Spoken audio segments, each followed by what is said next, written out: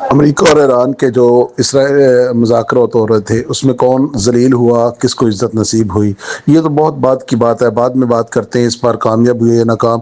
لیکن سب سے زیادہ ذلت جس کے حصے میں آئی وہ پاکستان کی صحافی غریدہ فروقی تھی، جو اس معاملے میں یہاں پر غریدہ فروقی کی بجائے مکمل طور پر غلیظہ فروقی لگ رہی تھی۔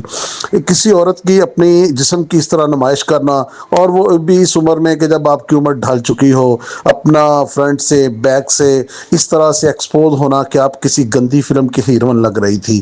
یہ نہیں لگ رہا تھا کہ یہ پاکستان کی ایک صحافی ہے، یہ پاکستان کی ایک عورت ہے، یا یہ ایک مسلمان عورت ہے۔ ایسا لگ رہا تھا یہ جیسے فحش فلموں کے اندر اداکارہ اپنی ایکٹنگ دکھانے کے لیے لوگوں کے سامنے اپنے جسم کی نمائش کر رہی ہے۔ اتنا غلیظ لباس، اتنا گندا لباس کیا کسی عورت کو، کسی مسلمان عورت کو اور پاکستان عورت کو زیب دیتا ہے؟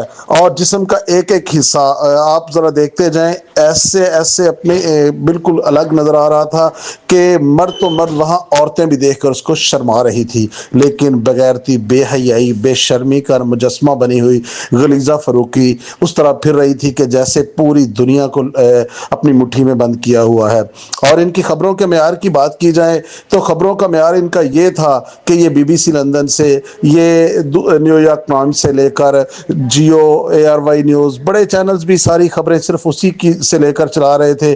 تو سوال یہاں یہ پیدا ہوتا ہے کہ یہ غلیظہ فروقی جیسے صحافی پھر وہاں کیا کرنے گئے تھے؟ کیا پاکستان کو بدنام کرنے کے لیے؟ کیا جسمانی نمائش کے لیے؟ کیا بے حیائی کے لیے؟ کیا بے شرمی پھیلانے کے لیے وہاں پر گئے تھے؟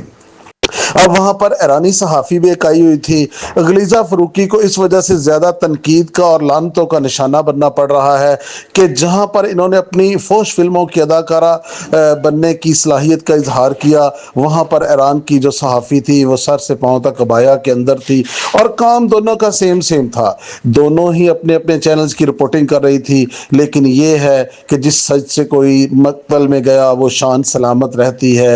اور دوسری طرف اگر فیصلہ کیا جائے عزت اور ذلت کا، تو یہاں بھی پتہ چل جاتا ہے کہ عزتوں کا معیار کیا ہے۔ ان لوگوں کے لیے اپنے آپ کو بیچ دینا، اپنے آپ کو سرے بازار عورت ہونے کے کارڈ کو کھیل دینا، اور دوسری طرف اپنے سارے جسم کو ڈھک کے وہی کام کرنا، اور عزت کمانے والے کے حصے میں عزت کمائی گئی۔ یہاں ایک اور سوال بھی آتا ہے، لوگ کہتے ہیں کہ وہ اس کی مرضی ہے، جیسا مرضی لباس پہنے۔ ہم بھی کہتے ہیں بالکل اس کا رائٹ ہے جی، وہ جس طرح کا مرضی لباس پہنے۔ تو پھر دوسری طرف ہمیں بھی، لوگوں کو بھی اس بات کا حق ہے، اگر اسے اپنی مرضی کا لباس پہننے کا حق ہے تو تماشائیوں کو تماشا دیکھ کر اس پر کمنٹس کرنے کا، اس پر اپنی رائے دینے کے بعد اتنا ہی حق ہے۔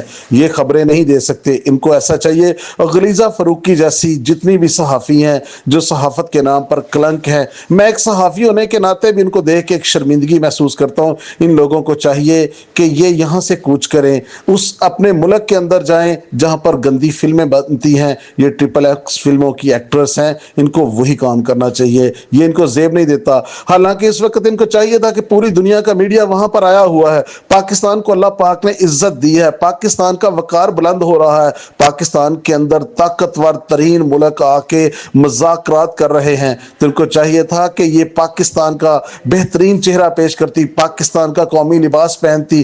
جس طرح ایرانی صحافی نے آ کے پوری دنیا کے اندر یہ دھاک بٹھا دی ہے اور پوری دنیا کو دکھا دیا ہے کہ ان کا کلچر کیا ہے، یہ سبز کلر کے کپڑے پہن لیتی لیکن عورتوں والے پہنتی، عورت لگتی، یہ تو وہی گندی فلم کی ایکٹریس لگ رہی ہیں۔ اس لیے میں برملا کہتا ہوں کہ اگر ان لوگوں کو یہی شوق ہے، یہ پاکستان کو بدنام کیا گیا ہے، پاکستان کی بدنامی کا اس پر کیس بھی پڑنا چاہیے۔ اس نے پاکستان کو غلاظت کی طرف یہ دکھایا کہ پاکستان کا چہرہ اتنا گندا ہے، اور حالانکہ پاکستان تو بہت خوبصورت ہے، یہ تو عزت دار لوگوں کا ملک ہے، یہ تو غیرت مند لوگوں کا ملک ہے، لیکن اس جیسے غلیظ چہرے، اس جیسے گندے لوگ پاکستان کو صرف بدنام کرنے کے لیے غلاظتیں بکھیر رہے ہیں۔